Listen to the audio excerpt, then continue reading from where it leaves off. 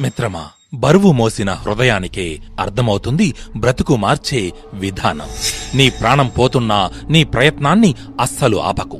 ఒకవేళ నీవు నీ ప్రయత్నం ఆపావు అంటే నీ ప్రాణం పోయినట్టే లెక్క.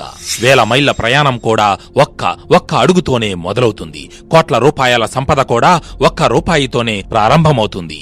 అలాగే మన గెలుపు కూడా ఒక్క మంచి ఆలోచన, ఆచరణతోనే శ్రీకారం చుట్టుకుంటుంది.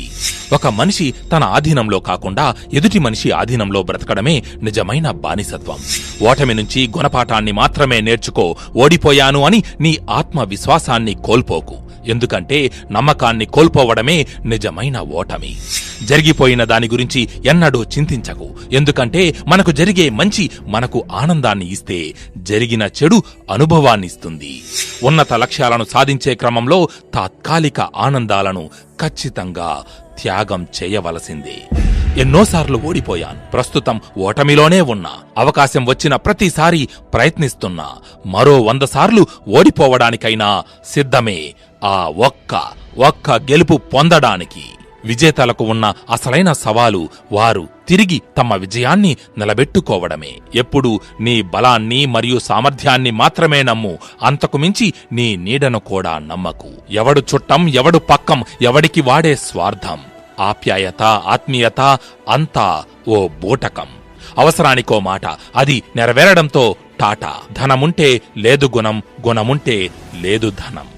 ఆప్తులు ఎవరు, ఆత్మీయులు ఎవరు, నింద వెయ్యని బంధువెవరు, కష్టమొచ్చినా నష్టమొచ్చినా నీ వెంట నిలిచేది ఒక్కటే, అదే నీ నీడ. మిత్రమా, పోయిన దానికోసం, పోగొట్టుకున్న దానికోసం వెతకకు. ఎందుకంటే పోయింది అంటే దానికి నువ్వు అవసరం లేదని, పోగొట్టుకున్నావంటే నీకు అది అవసరం లేదు అని. అది వస్తువైనా, మనిషైనా, బంధువైనా, ఇంకేదైనా సరే. ఆవేశంలో అన్ని అబద్ధాలే వస్తాయి. ఆలోచించి చూస్తేనే నిజాలు బయటపడతాయి. నా అదృష్టానికి నేనే కర్తను, నా ఆత్మ నావకి నేనే సరంగును. మన శక్తి కన్నా సహనం ఎక్కువ ఫలితాలను ఇస్తుంది. సహనంగా, ఓపికగా ఉండడం అనేది ఎంత కష్టంగా ఉంటుందో దానివల్ల వచ్చే ప్రతిఫలం అంత మధురంగా ఉంటుంది. నిర్ణయం తీసుకున్నాక దారి ఎలా ఉన్నా గమ్యం చేరాల్సిందే. శ్రమ నీ ఆయుధమైతే విజయం నీ బానిస అవుతుంది. విలువైన బాధ్యతలు మోసిన వాళ్లే విలువైన మాటలను కూడా చెప్పగలరు. చిన్న పనే కదా అని నిర్లక్ష్యం చెయ్యకు. చిన్న విత్తనం నుంచే మహావృక్షం ఉద్భవిస్తుందని మరువకు. ఏదీ శాశ్వతం కాదు. అది గెలుపైనా, ఓటమైనా, దుఃఖమైనా, బాధైనా. ఇది గుర్తు చేసుకుంటే మనం ఎప్పుడూ సంయమనంతో ఉండగలం. చేసే పనిని దైవంగా భావిస్తే ఏదో ఒకరోజు అదే జ్యోతిలా నీకు వెలుగునిస్తుంది. ఒకరికి మంచి చెయ్యకపోయినా పర్వాలేదు గాని చెడు మాత్రం ఎన్నటికీ చెయ్యకు. నాకు పగలు సూర్యుడు, రాత్రి చంద్రుడూ ఉన్నాడు. మరి నేను పేదవాడిని ఎలా అవుతాను? పర్వతాలు పిండి చేసే సమయం రాని, 1,00,000 కష్టాలు ఒక్కసారిగా రాని, 1,000,000 సార్లు గుండెలు పగలని, ఈ ప్రపంచమే కలిసి నిన్ను ఒంటరివాణ్ణి చేయని, చివరకు ఆ కాలయముడే వచ్చి నీ ముందు నిలబడని. ఓ ధీర హృదయుడా, చెదరకు, బెదరకు. నీ వద్ద అద్భుతమైన ఆయుధం ఉంది. అదే నీ ఆత్మవిశ్వాసం. ఒంటరితనాన్ని మించిన స్నేహితుడు ఉండడు. ఒంటరితనమే అన్నీ నేర్పిస్తుంది. నీ దగ్గర పైసా లేనప్పుడు, నీ తోడంటూ ఎవరూ రానప్పుడు నేను అనే భావన చాలా భారంగా, బంధం అనే పదం చాలా చిన్నదిగా కనిపిస్తుంది. మిత్రమా, రేపు చేయాల్సిన పనిని నేడే చెయ్యి. నేడు చేయాల్సిన పనిని ఇప్పుడే, ఈ క్షణమే చెయ్యి. మీకు నచ్చిన పని మీరు బాగానే చేస్తారు. కానీ ప్రతి పని మీకు నచ్చేట్లు చెయ్యడమే విజయ రహస్యం. యుద్ధం గెలిచేంత వరకు ఏ శబ్దం చెయ్యకు. ఎందుకంటే నీ విజయమే ఈ ప్రపంచానికి పెద్ద శబ్దమై వినబడాలి. వెళ్లే దారిలో కాలికి ముళ్ళు గుచ్చుకుందని ఆగిపోకు. కంటిలో గుచ్చుకోలేదు కదా అని ముందుకు సాగిపో. ఓ భగవంతుడా, నేను చేసే తప్పులను నాకు గుర్తు చేయి. మళ్ళీ ఆ తప్పులు చెయ్యకుండా ఉండడానికి ప్రయత్నిస్తాను. మనం ఏదైనా ఒక పని చేస్తే అది మనకంటే బాగా ఇంకెవ్వరూ చెయ్యడానికి వీలు ఉండకూడదు. చదివినప్పుడు వచ్చిన గెలుపు కన్నా గాయం తగిలిన తరువాత చదివితే వచ్చే గెలుపు గంభీరంగా ఉంటుంది. మిత్రమా, తప్పు చేశాను అని బాధపడుతూ సమయాన్ని వృధా చెయ్యకు.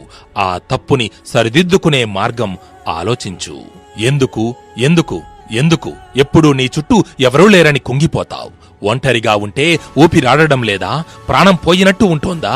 అప్పుడే మర్చిపోయావా తల్లి గర్భంలో కూడా 9 నెలలు ఒంటరిగానే ఉండేవాడివి. అయినా ఈ సృష్టిలో నువ్వే కాదు, ఈ జగతికి పగలు వెలుగునిచ్చే సూర్యుడు ఒంటరివాడే. రాత్రి వెన్నెలను కురిపించే చంద్రుడు కూడా ఒంటరివాడే. నువ్వనుకోవచ్చు సూర్యుడు చంద్రుడు ఈ విశ్వానికి ఒకటి కంటే ఎక్కువ లేవు అని, అందుకే ఎవరి తోడు కోరుకోలేదు అని. మనుషులలాగా కొన్ని లక్షల కోట్లు ఉన్న నక్షత్రాలు కూడా ఏ రెండు కలిసి ఉండవు. నువ్వు తెలుసుకోవలసింది ఎవరు ఎవరికోసం ఊరికే రారు, వచ్చేంత తీరికున్నోళ్లు కూడా లేరిక్కడ. నీ కన్నీళ్లకి దోసిళ్లు పట్టడానికి వేరే చేతులు రావు, నువ్వే తుడుచుకోవాలి. వీలైనంత వరకు నీ కష్టాన్ని కన్నీళ్లకు తెలియనీయకు.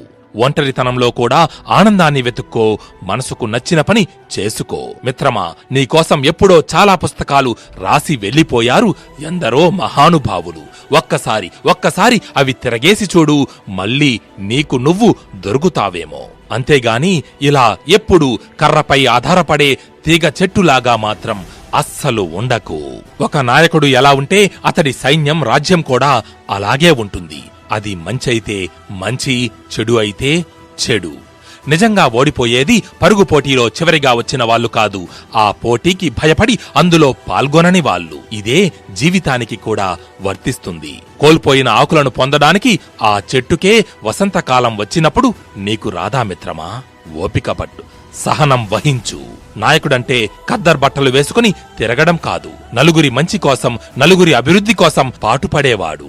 మనస్ఫూర్తిగా ఏదైనా ప్రయత్నిస్తే ప్రకృతి కూడా నేను ఉన్నాను అని మనకు కావలసిన సమయంలో సహాయం చేస్తుంది. ఈ భూమి మీద ఏ జీవి ఎంత ఎత్తుకు ఎదిగినా చివరికి మట్టిలో కలిసిపోవలసిందే. ఉన్నత లక్ష్యాలను సాధించే క్రమంలో తాత్కాలిక ఆనందాలను త్యాగం చేయాల్సిందే. మిత్రమా, మోటివేషన్ అనేది పలికే పదాల్లో ఉండదు, విన్న ఆ పదాలను ఆచరణలో పెట్టడంలో ఉంది. శ్రమ నీ ఆయుధమైతే విజయం నీ బానిస అవుతుంది. పేదవారికి 50 రూపాయల బియ్యం రూపాయికి ఇవ్వడం గొప్ప కాదు, పేదవారిని 50 రూపాయల బియ్యం కొనుక్కునే స్థాయికి తీసుకురావడమే గొప్ప. మనం ఎప్పుడూ గడ్డిలా ఉండాలి. ఎంతమంది తొక్కినా, ఎంతమంది పీకి పారేసినా మళ్ళీ ఎదిగి చూపించాలి. మనల్ని ప్రేమించే వారిని ప్రేమించడం అందరూ చేస్తారు, కానీ నిన్ను ద్వేషించే వారిని ఒక్కసారి ప్రేమించి చూడు, ఈ ప్రపంచమే నిన్ను ప్రేమిస్తుంది.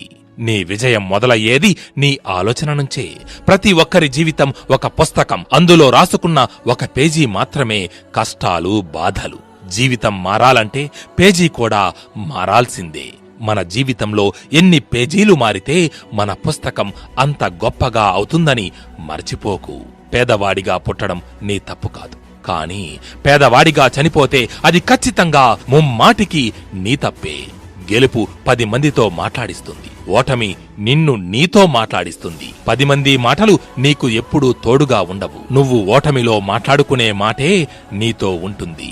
భయపడి అన్నీ మూసేసి ఇంట్లోనే కూర్చుంటే గెలుపు కొట్టే తలుపు చప్పుడు నీకు ఎలా వినిపిస్తుంది? గొప్ప గొప్ప విజయాలన్నీ హేళనతోనే మొదలవుతాయని మర్చిపోకు. వయసు ఉన్నప్పుడు పనిచెయ్యడానికి, కష్టపడడానికి సిగ్గుపడితే వయసు మీద పడ్డాక బ్రతకడానికి సిగ్గుపడాల్సి వస్తుంది. నీ బలం ఎవ్వరికి తెలియకపోయినా పర్వాలేదు, బ్రతికేయచ్చు. కానీ నీ బలహీనతను ఎవ్వరికీ తెలియనివ్వకు, బ్రతకనివ్వరు. విషానికి పాలుపోసి అన్యాయానికి పదవులు ఇచ్చే కాలంలో మనం బ్రతుకుతున్నాం. న్యాయం ఎక్కడ ఉంది ఈ సమాజంలో? విలువ లేని చోట విలువ కోసం ప్రయత్నించడం ఉన్న విలువను పోగొట్టుకోవడమే అవుతుందని గమనించు. మిత్రమా, ఈ జీవితాన్ని ఆశించి చూడు, నీకు ప్రపంచం గొప్పగా కనబడుతుంది. ఆశగా శ్వాసించి చూడు, నీ మనస్సే నీకు ఆయుధంలా కనిపిస్తుంది. మనం రికార్డు చేసిన వాయిస్ లో కూడా వేవ్ ఉంటుంది. ఆ వేవ్ కూడా పడినా పైకి లేస్తుంది. పరులకు మనం నచ్చితే అందం, మనల్ని మనం ఇష్టపడితే ఆనందం. అందం కన్నా ఆనందం మిన్న. ఏమంటావ్? మిత్రమా, క్లిష్ట పరిస్థితుల్లో ధైర్యంగా నిలబడితే మన కష్టం నిష్ఫలం కాదు. ఉపవాసం చేస్తేనే దేవుడు సంపద ఇస్తాడు అనుకుంటే ఒక్క పూట తిండి లేక అలమటిస్తున్న ప్రతి ఒక్కరూ ఎప్పుడో ధనవంతులవ్వాలి కదా. మిత్రమా, లక్ష్యం ఉన్నవాడు గడ్డి పరకను కూడా బ్రహ్మాస్త్రంలా వాడుకుంటాడు. నిర్లక్ష్యం ఉన్నవాడు బ్రహ్మాస్త్రాన్ని సైతం గడ్డి పరకలా కూడా వాడుకోలేడు. అవకాశాల కోసం ఆలోచిస్తూ ఉంటే అపోహలుగానే మిగిలిపోతాయి. అదే ఆచరణలో పెట్టి చూడు, అద్భుతాలు కనిపిస్తాయి. మిత్రమా, ఆఖరిగా ఒక్క మాట.